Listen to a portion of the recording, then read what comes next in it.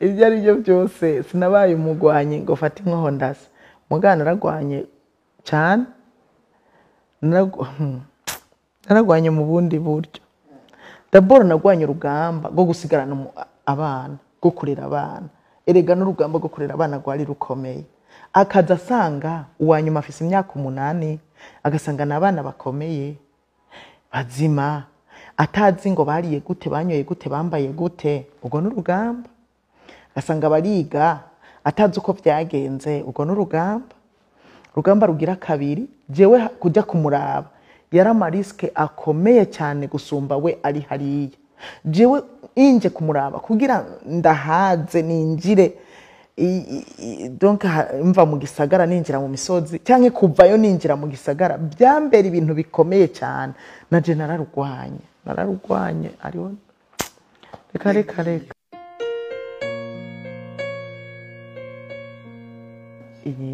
narifise umwana umwe mfise ninda hanyuma abo babiri nimo na chance garandare abandi nabo mu bihe bishasha mu bihe biryoshe hariho mu yandi majambo ne mfise abana b'imigwi ibiri abana bo mu babiri bambere n'urundi runganwe rukurikira bo mu gihe gikurikira erega garutse bamengo dutanguye kubyara gushasha twahatswe kubandanya nuko gusa n'imyaka yari kiratujana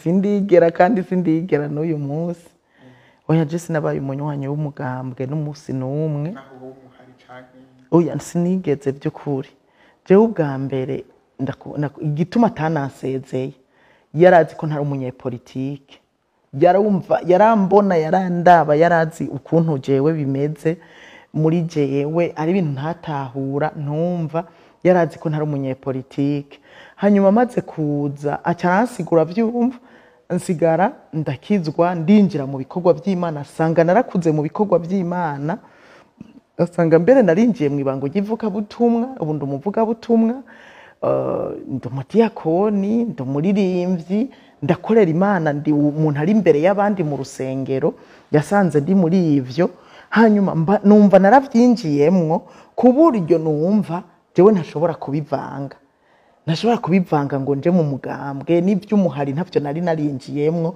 naciye nigana niyo ntambara yo kurera abana intambara yo gushaka kwicwa incuro nyinshi ku buryo ibyo kugenda muri iyo mihari kugira iki numva bitanandimwo noneho ncanja mu byo gukorera Imana ncanguma muri ivyo nahaziye rero jewe ndanamusaba ikigongo ndamubwira nti jewe nimuhave musaba kwinjira mu mugambwe ndumva ko atavyo nshobora hanyuma ndanasaba n'uwundi murongozi bakorana jewe nkumva abantu bose no babwira nti ndumva ndasavye mu ndekere jewe mu vyo ndimwo kuko je ndumva ko atavyo ndanasenga Imana ndavuga nti Imana jewe ntibazomwanke mu mugambwe kubera jewe kubera numva ngo bave bavuga ngo afise umugore atari mu mugambwe ariko ico nkora je narabasenge navuga nti jewe ndafise igikorwa ndiko ndakora hamwe mwokimbuza mukampa kuja kumirita kwambara y'ama uniforme ngenda ntaco no bamarira ariko kukibamarira nukwicara hatuje mutambona tawunyumva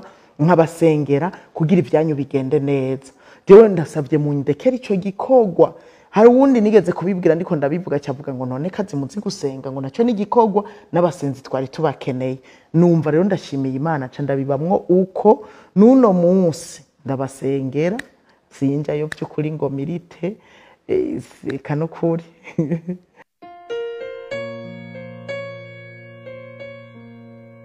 nabukuye muri Yesu urumva maze gukizwa urumva ko bwa bwoba bwaheze za soni zigahera Imana yahavuye imvura bukebuke iramvura ndakira hanyuma maze kwinjira muri Yesu ikindi cyamfashije gusoma ijambo ry'Imana no kuba mu ijambo ry'Imana hajya gukizwa ni kimwe mbwira abantu bariko baranyumva gukizwa ni kimwe ariko kuba gusoma ijambo ry'Imana no kurigenderamwo ni kindi buryo kwizera gukuzwa no gusoma ijambo ry'Imana no kurigenderamwo jewe maze gukizwa kubera atabundi buhungira atarindi saganirizo nari mfise nahungiye muri Bibiliya ndahungira mu ijambo ry'Imana nkasoma ijambo ivyo rimbwiye nkaca nshaka kubishira mu ngiro gutyo ijambo rigenda rirambamwo ndatinda ndagira ahantu numva ndi umuntu ashize amanga, numva ndi umuntu adatinya. Kera urumva ko natinya, numva ndi umuntu adatinya kubera iby'ijambo ry'Imana rimbwira.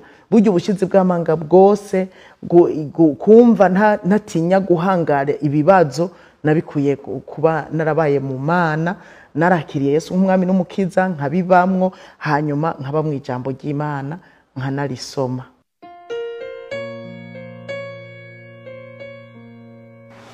Oya, ntabyo nigeze kwiyumvira kuko nta n'uwari yaramubaye mubi wacu ngo mvuge ngo nakaronda ngo nakaronda. Aya, uretse maze gukizwa gusa, naho nyine sinzi ko ari ibyo gusa. Maze gukizwa narigeze kuronka ubuhanuzi bambwira ngo nzoba ukomeye. Jewe gukomera nta n'ibyo nakiri, ngo nzoba ukomeye abiki, nkumva ntabyo nakiriye nyene. Hari uwundi yakunda kumbwira ngo byandike ngo ntawe ubizi. Mu nyuma niwe yanyishubije ngo urasubira urabe hamwe wandika bya bindi. Ntabyo ahandi ntabyo nari narigeze niyumvira. N'ubuzima bo sinavuga ngo burabishe kweri kuko muhava muntera amabuye. Sinavuga ngo burabishe ariko kandi uraryoha, sinzi biri hagati na hagati. Urazi igituma nibyo umuntu abatewe iteka ubaye kuri bintu cya nyuma mu gihugu, niko navuga. Hanyuma jeho urumva twebwe urumva kubibamwo usanzwe uri n'umwami n'umuherezi wo mu Mana biraryoshe, vraiment biraryoshe. Ariko kandi ahantu novuga ngo byarambihirira ni kutagira umwidegemvyo, kutongera kugira umwidegemvyo. Jewe ikintu cya mbere cyambabaje kutagira umwidegemvyo kuja kuramutsa bene data, wo kuja kugendera bugwaye uko ndabishaka, uko navyumva. Kandi erega ibya kiriya gihe iwacu sico kimwe n'ibyo uyu munsi. Twebwe kiriya gihe iwacu hariho ibihe bya insecurity twabamwe. Umuntu nka kujya rujya rwego rw'iwacu utashaka kuja muri quartier ngo ugiye kuraba urwaye, mu bitaro bw'umuzunguruka ngo ugiye kuraba urwaye. Ni ukuri ntibyari byoroshe, ariko uyu munsi umuntu birashaka koroha kuko ushaka no kujya muri quartier byoroshe. Nk'ejo undi waho habereye bya 2015 yewakaye byari bikaze ku buryo no kuja ku bitaro byaba bigoye cyane. Rero aho bisa n'ibyandemerereye no kumva uwo mwidegemvyo bene data afise urubanza sindi bwidegembye. Jewe kubona ntagenda gufasha umuntu guteka kubera narabikunda cyane, kuja gufasha umuntu guteka, kuja gufasha umuntu afise urubanza, numva biri mu bintu bindyohera. Kuja gutigita numva biri mu bintu bindyohera cyane. Rero kubiheba wamengo sinzi byari byo, byarananiye kumenyera, wamengo ndabitahura. Nibyo nutwo tuntu gusa wamengo ntitundyoheye. ahandi bindi kubibamwo cyari gitangaza, ubona ko ari ibintu byakozwe n'Imana by'ukuri, atari byo wasenze ngo usabe, atari byo, ubona ko ari byakozwe n'Imana.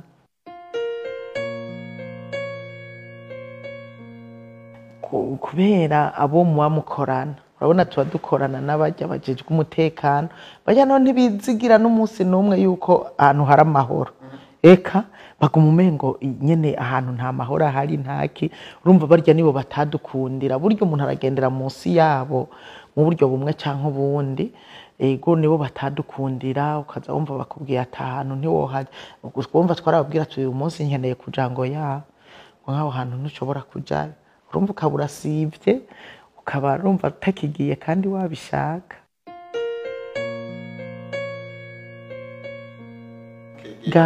Gake nukuri, gake kubera iki? Gake kubera umwanya be n'abagukikuje. Uwagukikuje nico wari gukora usanga bagihejeje, ugaca usanga cyangwa wajya kugira oya nawe oya niwoge ahantu natorera koyoko nduze kwa papa, muhira kwa papa. Kwa papa nacanja kumbabura ngateka kugira nongere numve ko ndyohewe. nkateka tukoza ivyombo nkumva ndaryohewe. Hoho nabaza kumbuza n'abandi mu gikoni ahantu n'abajejwe umutekano ntibashikayo cane muri ico gikoni aho n'abandi emwe bashana cyane itegembya mu guteka mu koza ivyombo. Nkumva rero ko nongeye kuryoherwa ndiko ndateka abantu nkabagaburira nkumva ndaryohewe cyane.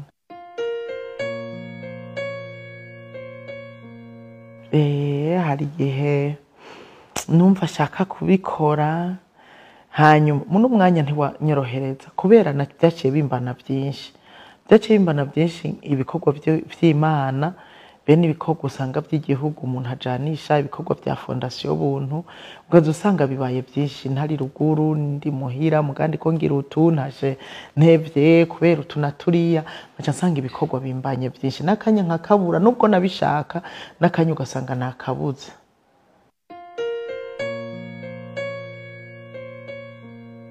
Gushigikira abatishoboye gufasha ndanezerwa iyo nibutse ko mfise abantu navujije bari bagwaye ingwara badashobora gushika hanze y'igihugu.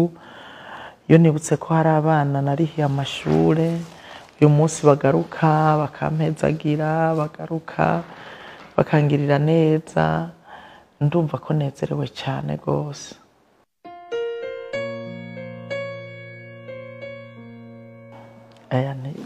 Ntivyoroshe nyene mugabo urasenga Imana ikakwereka uko wokwipanga ahandi ho bisa n'ibitoroshe urabwa na benshi ronderwa ko vyinshi bisa n'ibitoroshe ariko Imana niyo ituma byose bikunda. Jewe n'icyangumiye by'ukuri twakorana neza kubera iki igituma byanyoroheye no kubera iki no kubera nukuri narasenga Imana kugira imfashe haje umukozi mushasha narasenga Imana kugira ngo imfashe dukorane neza kuko burya ndanka kugira ico dupfuye n'umuntu. Narasenga Imana kugira imfashe dukorane neza nkiyubara mu byo kwishura kugira gute nkaza mbona burakeye burije nkaza nsanga twaramenyeranye nyene dukorana neza.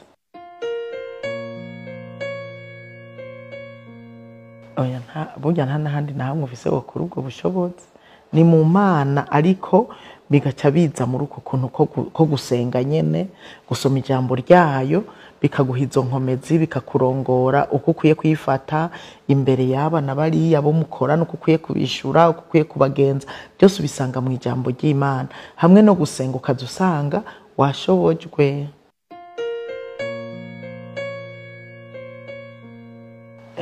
Ivyo birapfa ndibaza no ku muntu n'umwitwararika bafise w'umuryango.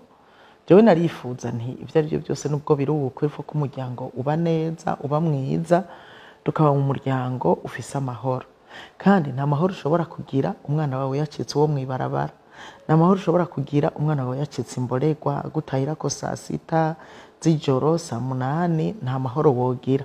Rero nico gituma je naciye nigira imigabo nca ndayaga n'uwo twubakanye twigira imigabo yo kuza turaganiriza abana. Murabona twari dufise na benshi abiwacu batanu n'abandi b'imfuvyi twari tureze byasaba ko tubaganiriza cyane kandi kenshi kugira ngo babe ku rutonde bamenye uko bategerezwa kwitwara bamenye uko bakwiye kubaho kugira ngo ibyabo bigende neza ariko na twebwe bitugendekere neza.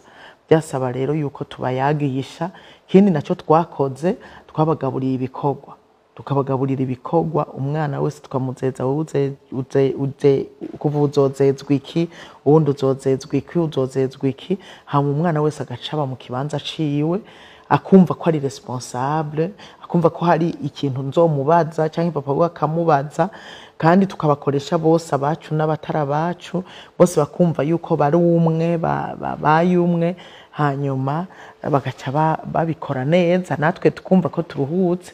Urumva umwana wamuhaye igikorwa ukabona aragikoze n'undi twaca twumva ko imitima yacu iruhutse ata bintu biruhishije bigira bize kutugora.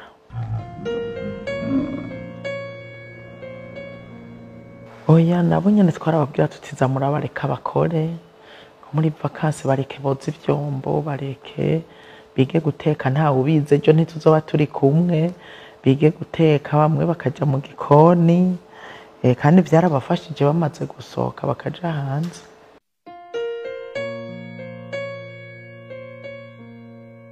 Bivana no kuhaye umwana igikorwa, twabibaha ibikorwa tubanje kubasigurira ko ari ku neza yabo, kandi umwana wese tukamuha igikorwa kijanye nuko n'ingabire iri muri we n'ibiri muri we.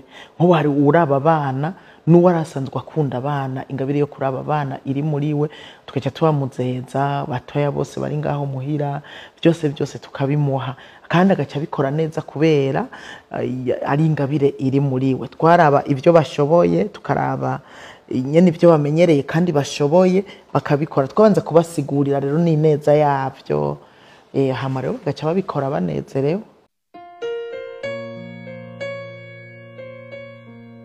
Ivyo babigiyemwo tumaze kubabwira yuko bategezwa nabo kuja mu gikorwa c'Imana, hanyuma tukabaha nk'akarorero, ukaja gucuraranga, ukaja gukora iki na kiriya, hama benshi dusanga bafashe ivyo gucuraranga. Kubera rero twari dufise na korale muhira, urumva baca abana baca bavyigiraho, bakumva ko mu mugwi wabo batategezwa kubavugiriza, bategezwa kwivugiriza, baca basanga bagiye baravyiga, bavyize, hama dusanga babimenye. N'umutima w'impuhwe nyene, n'umutima w'impuhwe. Nakuze twebwe twamana abantu benshi, kubera twimutse tuvuye mw'ikomine mw'ikomine papa yavukiyemo tuja mu yindi, kandi yahavuye kubera bavukanye n'abahungu benshi, agiye kurondera itongo rwiwe. Rero abo twahasize urumva basangira udutongo duto, baraza kuturaba, harimwo abakenye, bakaza bakaturaba bakamara iminsi. Muhiri wacu hama abantu twama turiko turateka indya nyinshi. Ndibuka uwo tuvukana urya namye ndababwira w'umwigisha, niwe yagera ahantu akidoga atashobora gukura inkono ku ziko kubera ari nini, twateka vyinshi cyane kubera abantu. Rero nakuriye mu muryango twakunda kwakira abantu, tukagaburira abantu benshi cyane.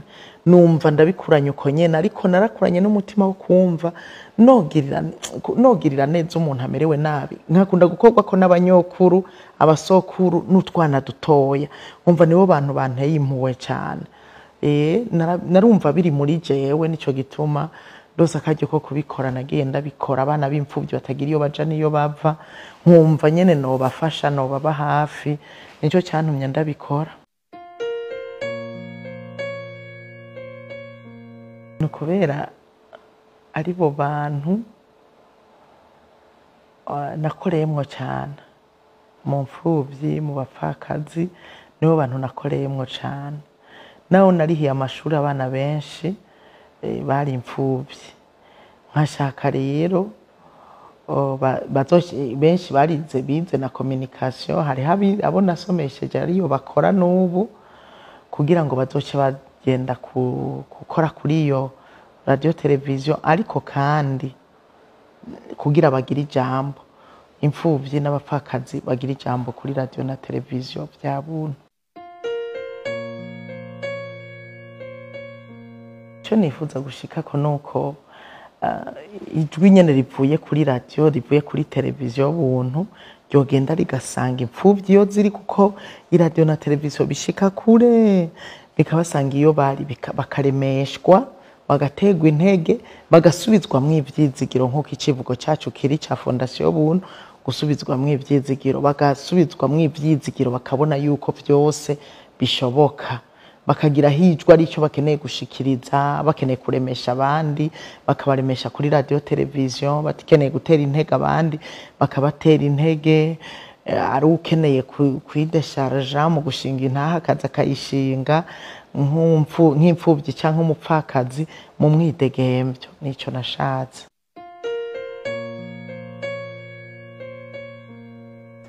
Cyane na radio televiziyo biri muri Fondation Buntu, Umusamariya w'imbabazi, byinjira muri Fondation Buntu, biracariko birabandanya ibikorwa. Irerero rirabandanya, abana barimwo, kandi ndashima Imana yuko batararara ubusa, kandi burya umwana si uwumwe, abana n'ab'igihugu nagiye ndaronka baza kubashigikira babazana ibifungurwa, ivyambagwa, ibinyobwa. Nico gituma nabo barabandanya. Hari igihe numva ngo habuze iki nkagirirwa ubuntu nkazasanga uwumpezagiye uciye aza kubaraba bakabazanira ibitari bike bibamaze imisi. Urumva niho mbonera yuko ari ibikorwa vyari mu mugambi w'Imana kandi n'ubu bishigikiwe n'Imana.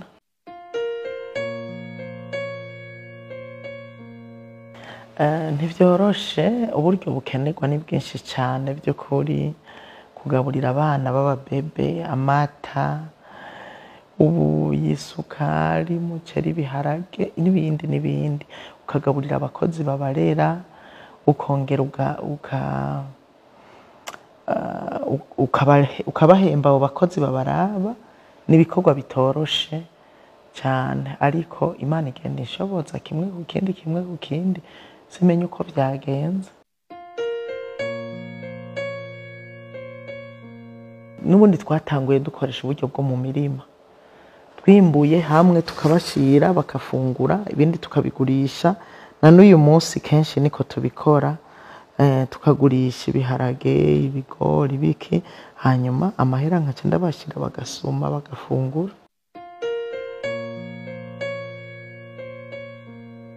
Kugira mvuge ubutumwa bwiza numva noshikana ijambo ry'Imana kure. Ndafise ishengero nsengeramwo, ariko numva hariho abataza ngo bashike mu ishengero. Ubuhinga ngurukana bumenyi bushobora kujabuka n'imbibe, bukajabuka igihugu c'u Burundi bukagenda bugashika kure. Ni muri iyo ntumbero yo kuvuga ubutumwa bwiza yantumye nshobora kuja kuri ubu buhinga nyene bugezweho bwo kugurukana ubumenyi. Uwifashe ukundi n'utaramenya iciza cy'ubwo buhinga, ahandi ho ndanahari hajya narabukoresha, ariko gusa ubu narongereje mu ntumbero yo kugishikana ubutumwa bwiza kure. Uko ubuhinga bugenda buraza, kiriya gihe TikTok ntiyari bwaze, Instagram bije vuba, hariho ibihe twabayeho tutabikoresha.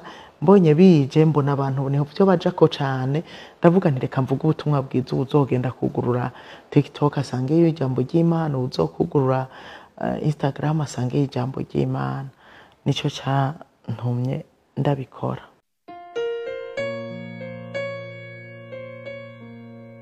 Mwabanyitirira barabaho nyene ko kuri Facebook. Ego nkobo nashaka no kubabwira yuko ntihagire umuntu azobahenda ngo ndamusavye amahera yo kugira ibinabiriya ngo yo kumuha akazi. Ntihagire uzobinyitirira. By'ukuri baranyitirira gose bagakreye amakonte menshi ku izina ryanje, kandi jewe ninjiyemwo kugira ngo ndonkaho nza ndacisha nyene ubwo butumwa bwo kubabwira yuko abantu ntibabahende si jewe. Hari muri iyo ntumbero kugira ngo nze ndaronka naho ncisha.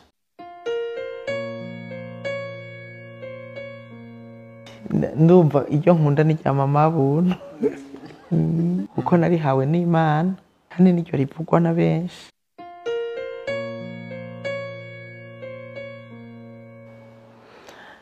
Icambere novuga, ntihagire uwuzibaza ngo kumbure naretse gukoma induru kubera yagiye ndabishaka, yagiye dufitaniye ibibazo, nkuko hariho ubuhinga ngurukana bumenyi bw'ababeshi ngo yari yankubise yagize iki.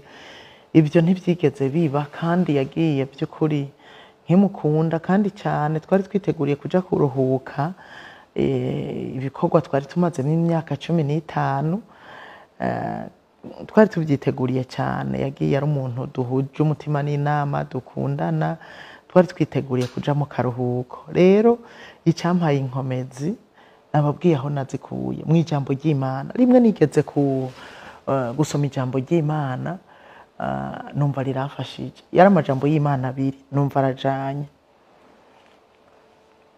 Irya mbere ryavuga ngo gushima kurabereye abatunganye. Umuntu wese atunganye gushima biramubereye. Mu yandi majambo ntibavuze ngo gushima kubera yaronse kiriya, gushima mu bihe byose. Hanyuma irindi ryavuga ngo Imana Data wa twese tuyishimire byose imisi yose mu izina ry'umwami wacu Yesu Kristo. Ayo majambo rero ndayasomye gushima numva ndize kugushima ngo Imana datawe twese tuyishimire byose iminsi yose mu izina ry'umwami wacu Yesu Kristo. Iyi minsi yose ko tudashikirwa na byiza harige dushikirwa na bibi tuze tugume dushima ndaryiga konca ndaryimba ndondera n'ayandi majambo menshi ngo icyo Imana itugomba ko no gushima ibikini nguma ndayasoma hanyuma numva arambayemo ndavuga nterega mugabo ushimye arongerwa numva arambayemo ntangura kuyabamwo jewe ubwanje hanyuma ca ntangura kuyigisha abandi ndayigishije abandi none ko ndayigisha nkumva arambayemo cane hanyuma gushima rero bica bingumamwo gushima mu bihe by'ibibazo Imana nyakuntunga mu kumpima icyo gihe navuze nti ubu ngiye kubaho kugira ubuzima bwo gushima muri byose nze ndashima muri byose hanyuma ndabitangura ndabwira Imana nti kuva uyu munsi yitariki ndanayandika muri agenda nzogushimira biguma canke byoroha hanyuma ndabaho emwe haheze imisi mike nsitara akakano k'impera hamwe gaca ku ntebe sinzi ko mumaze kubyumva karababaza cyane ucuvyumvira mu mutwe ndashinyiriza ariko nca ndibuka yuko navuze yuko ntegerezwa gushima muri byo ndavuga mugabo Mana ndagushimiye nyene naho mbabaye kwino ndagushimiye urumva ngo mashima kene kigira kabiri cyanshikiye nshashikirwa mama carapfa mama apfuye muri iyo misi nyene nariko ndagira umwimenyerezo wo gushima muri byose ico gihe nari mu biro byo muhira nicaye hari abandi badamu babiri baje kumbwira tuvugana iby'akazi ndabaha baje gukora mu gatondo hama haca haza uwundi acarambwira nani bagiye telefone acarambwira ati uzi n'amakuru mukugwa waragutelefone urumva ngo yashaka ngo kukubwira yuko ngo mama wapfuye ko mama apfuye sawa ubwo nyene candururuka ku ntebe candapfukama imbere y'ibiro ku ntebe imbere y'intebe ndapfukama canadutsa amaboko ndavuga nti Imana ndagushimiye ko mama apfuye by'ukuri ndagushimiye ko mama apfuye ni ibintu ntashaka gusigura ni ibintu wombaza ngo ubishime sinshaka kubisigura mugabo jewe ndagushimiye kuretse mama ngo apfe mu gihe nk'iki urakoze ndagushimiye yene ngo mashima candareme kuhoraho ibizokurikira Mana urubanza rwa Anterema uzorubemwo Elvedode uzozibe candashena nguma candabisengera hanyuma candakaruka ku ntebe ndicara kandi numva cengira inguvu numva cengira inkomezi nyinshi cyane nyinshi nivyo rero naciyemwo bya mbere byari bikaze navuga nti gushima muri byose ni foko ngira experience ku gushima muri byose nka babara kugira ngo mbone gushima muri byose cambabara muri ubwo buryo harya rero mbonye apfuye nari nkiri ubuzima bwace bubwo gushima Imana muri byose by'ukuri gushima muri byose nimba umuntu angiriye nabi ndagenda nkiherera nkavuga nti Imana ndagushimiye ko waretse akangirira bijya ndagushimiye nta ubizi nibuka Dawidi ukuntu ari umuntu yagiye aramusurira kw'ivumbi ariko arahunga hamwe Abusalomu yaramukubise kudeta hanyuma bavuga ngo abasoda bamusaba ngo baze kumwica aca aravuga ngo yobari Imana yamutumye naho ndavuga mu yandi majambo ashima Imana ko ariko arahunga umuhungu wiwe undi ariko aramutera amabuye amusurira kw'ivumbi bishobora kuba nawe nyine numva yarafise ishimwe ko Imana ishobora kuba yamutumye kugira ngo amutuke numva gushima muri byose birakwiriye kiya gihe mbuze rero rya jambo canavuga nti ndavyibutsa yuko jewe nashize imbere yanje ijambo rivuga ngo nshime muri byose naho umugabo wanje apfuye binsaba gushima muri byose naho apfuye ntari hafi ngo ndamwegeranye biransaba gushima muri byose biransaba gushima kandi ntegezwa kugira inyifato igirira ikimazi abana igirira ikimazi abambona abarundi kazi abene gihugu inyifato ibafasha candasenga Imana ndanayibwira nti Imana nimba ubona kurira ari byo byofasha abene gihugu ushobotse ndire cyane nino muri Kenya bamenye ko narize ariko nimba iyi nyifato atari yo ubona yogirira ikimazi abanyagihugu n'abana banje mufashe sindire amosozo ya rotene sindire hanyuma ngira iryo sengesho ndaheza canicara ndatekana kweri nguma ndindira ko ndira ko Imana impitiramwo swati kwimpitiramwo gukoma induru nguma asanga sinakomye induru, nguma asanga kurira ntibiza. Hanyuma ndaguma ngaho nyene numva nije noremesha abandi, numva kuremesha abandi, numva nyene amajambo y'indemeshanyo ndayafise. Burya uje mu kiriyo nukuri cyari kiriyo kiryoshe, abantu batifuza gusiba kuko basanga ijambo ry'Imana. Nababwira ubutumwa bwiza, nkababwira ijambo ry'Imana, nkababwira nkatumira n'abandi bakozi Imana bakavuga ijambo ry'Imana. Cyari kiriyo kiryoshe kiruhura mu mutima kubera hari mw'Imana, kandi ntihamarira yari hariho benshi baza bararira, ariko bansanga ukomeze bagaca amarira agaca hera. Rero nuko byagenze.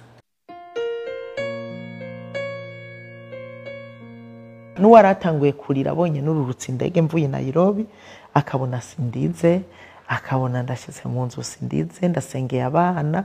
Uko nshyize mu nzu naciye mvuga nti mwese mugume muhagaze. Hanyuma ca ndaduza ijwi ndasenga, ndavuga nti Mana yo mu ijuru tugirire neza, turagushimiye ko waretse ngo kugwe muri twebwe ibiki n'ibiki. Ndashima, dufashe rero duhe inkomezi, n'abazoza kuturaba bazoturabe dufise inkomezi, uradushoboza mu izina rya Yesu, amen. Casanga birashobotse. Ushize akandaba mu maso yacahora. Abana nabo nyene bahabereye intwari by'ukuri, bahabereye intwari, bararize akanya gatoya nyene, ariko baca barahora. Kandi barize ntarashika, bavuga ngo basi mama uza ryari, ariko maze gushika byaragenze neza nyene, abana baratuza barabaho.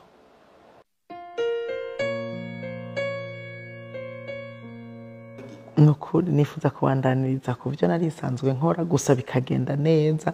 N'ahandi ibyo gukora ibintu ntibagirwa si jewe.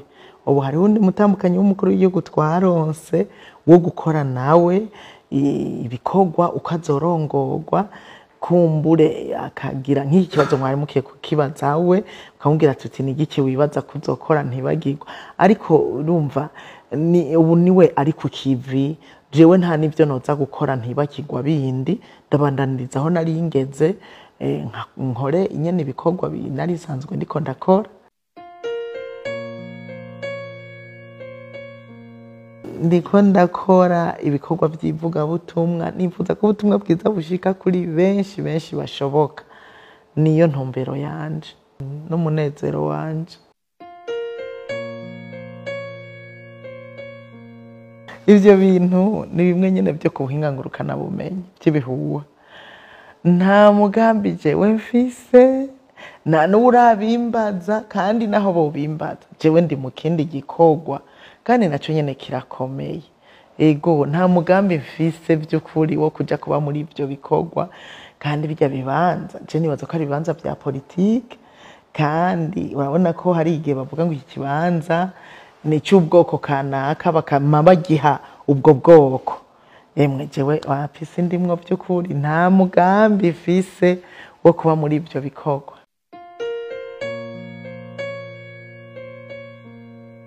Impanuro yanje ku bakenyezi ni yuko niyo kwigenza neza ubwa mbere. Kwigenza neza kuko hariho abo usanga bigenza nabi, canke babaye abarongozi, nko mvuze ku bakenyezi b'indongozi. Yindi mpanuro ni yuko batoja kurongora gusa ngo bibagira urugo. Birasaba yuko bibuka imiryango, bakibuka abana baba basize muhira, bakibuka ko babakeneye. Ntibibaze ngo kazi niho babakeneye gusa, bakibuka abana, bakagira umwanya wo kuba ku kazi, ariko umwanya wo kuba muhira n'abana bakaba muhira. Nibahave baheza akazi ngo bacaja mwirigara gufata agacupa kugira iki, deje umwanya ubusanzwe ari muto. Baze baraha umwanya abana babo, bayage, baganire, bababwira umwongo uhuma n'udahuma, kugira ngo ntibaje kuba indongozi ariko abana babapfanye, ntibaje kuba indongozi ariko abana atakizovamwo. Biraryoshe iyo uri kurarongora ariko n'abana bawe bakagira indero nziza, n'abana bawe bakagushigikira, bakaguherekeza, mbere bakanagutera intege. Biraryoshe cyane. Rero no bahanura yuko batokwibagira imiryango, ntibibagira imiryango. Ikindi naco c'impanuro ni cyuko bakwiye kubaha umuntu wese, kuko ntibabazi icyo azova mwejo. twubaha umuntu wese ntituzi icyo azova mwejo, kuko hari igihe canke hajya ku matelefone abantu bitaba, umuntu akitaba uko ashatse akishura nabo uko ashatse atazi uwo ariko arishura uwo ariwe, canke namenye ko uwo ariko arishura ejo azohava ari wagaruka akaba umurongozi wiwe. Nivyo navyo kwifata neza, umuntu akishura neza, hanyuma umuntu agafata neza abandi ukaba atabazi ico bazovamwo. Si ivyo gusa no gufata neza imiryango, bakitwararika imiryango, navuze abana ariko no kwitwararika abo bubakanye. Hari abagenda iyo bakagenda mu bikorwa mugabo ingo zarabasambukanye, bakwiye no kubaka ingo bakamenya kwitwararika ivyo mu ngo, ivyo mu muryango, kimwe cyose kigakorwa mu mwanya wacu, kandi birashoboka. Narabibonye yuko kimwe cyose gishobora gukorwa mu mwanya wacu, hanyuma ibintu bikagenda neza. Impanuro notanga niyo kubaha Imana. Kubaha Imana bifise akamaro kanini cyane. Kubaha Imana tukayubaha by'ukuri. Mwibwirizwa shingiro Imana twayishize imbere, ariko si mu mpapuro. Cendi ko ndibaza ubwo ntibiri mu mpapuro gusa, ariko mu mitima iwacu bitariyo. Impanuro yanje yari yuko abarundi twese twokumva tutinya Imana, tukayubaha, tukayikundisha imitima yacu yose. Imana muri kino gihugu twarayibonye idutabara, byabaye muri 2015 birakwiye kutubera akarorero, ibyagiye biraba bitandukanye birakwiye kutubera akarorero, kugira ngo Imana tuyubahe, tuyitinye, tumenye ko ari ishobora byose, tumenye ko ariyo yimika ikongera ikimura. Ibyo byose bitumye twubaha Imana. Twubasha Imana nayo izoduhesha icyubahiro mu gihugu cy'u Burundi. Twubasha Imana ikizotugora tuzoyibwira, bane byo kwidodombera abategetsi ngo bigenze uko. Wubasha Imana ahubwo ikikugoye ucusenga ukakibwira Imana aho kwidodomba. Burya kwidodombera abategetsi bizana imivumo. Nico gituma dukwiye kumenyera kubaha Imana twebwe ubwacu, tukamenya uko dukwiye gusenga Imana, hanyuma kugira ngo ntitwidodombe ngo duhave twidodombera abaganza bitugarukane kw'imivumo. Icambere no kubaha Imana kuko niyo idushoboza. Burya kwihangana ntiwobishobora atari Imana igushoboje. Gushima muri byose ntiwobishobora atari Imana igushoboje. Abakenyezi rero bari mu miryango, bashobora kuba hariho abakenyezi bari mu miryango bitameze neza, uko biri kose nibasenga Imana, hanyuma bihangane, bagwana intambara nziza, bihangane baze baneshe. Kunesha si ukuvuga ngo ni ukugera aho bagendera ku bagabo babo, oya, kugira intambara ziri mu miryango yabo zishobore guhera. Basenge, bamenye ico biriko biravako, bamenye ingorane uko imeze, hanyuma bayereke Imana, hanyuma banihangane bashitse kwiherezo. Ntibave bihebura ngo bati imiryango batabana hataragira, canke ngo bace baja bihereza ubusambanyi, bihereza akaboregwe kubera imiryango itameze neza. Ubwo rero umuntu iyo afise stress, iyo afise bitagenda neza, ari hacaca kunywa cane, abandi batireka tugende kwimara ishavu mu bagabo, mu baki. Abakenyezi ndabasavye mwifate neza, nimba hari ingorane mu miryango mwihangane, musenga Imana izobishura mu gihe gikwiye, hanyuma muri uko kwishurwa musange namwe mugize intsinzi, imiryango yanyu ibayemwe amahoro.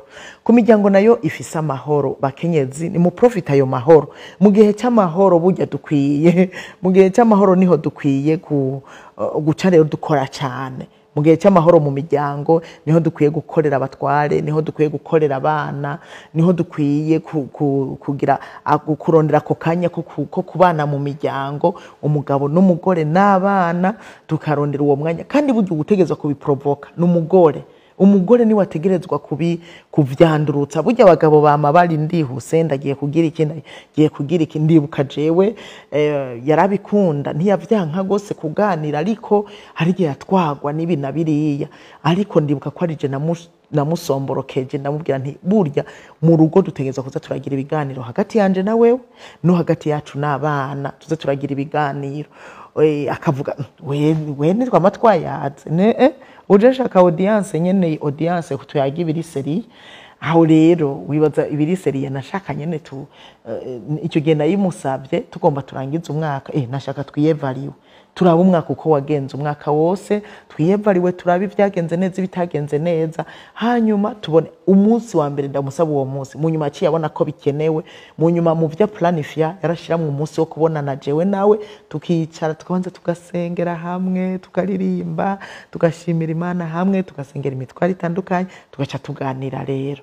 Hanyuma n'umwanya w'abana na twebwe wowe yarawukunda cyane, yari yarabishinze nk'itegeko rimwe mu kwezi yuko dutegerezwa guhura n'abana tukaganira, tukababwira byose ibyo dutegerezwa kubabwira, hanyuma nabo byarabaryohera cyane. Murakoze namwe, mwakoze kuntumira kugira ngo dushobore kubana muri bino biganiro.